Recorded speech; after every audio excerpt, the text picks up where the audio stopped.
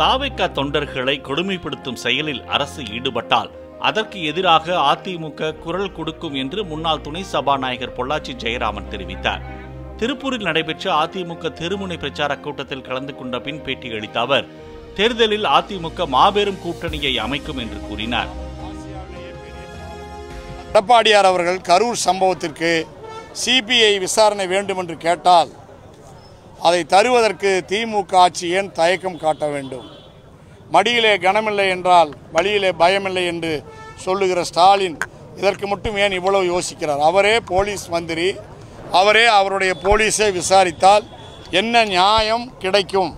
ஆகவேதான் இன்றைக்கு எடப்பாடியார் அவர்கள் சிபிஐ விசாரணை வேண்டும் என்று கேட்டிருக்கிறார்.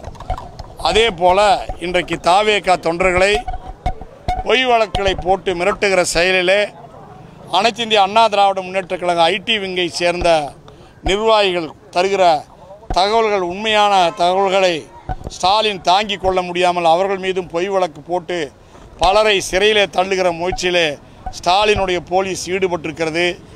இதெல்லாம் வெகுகாலம் ஓடாது, இந்த வண்டி வெகுகாலம் ஓடாது. அதே போல் தாவேகா தொண்டர்களுக்கு அதே போல் அதனுடைய கட்சியையும் கொடுமைப்படுத்துகிற செயலிலே திமுக ஈடுபடுமானால் நிச்சயமாக அனைத்து இந்திய அண்ணா திராவிட முன்னேற்ற கழகம் ஜனநாயகத்தை காக்கின்ற முயற்சியாக உறுதியாக அதற்கு குரல் கொடுக்கும் என்பதை தெரிவித்துக்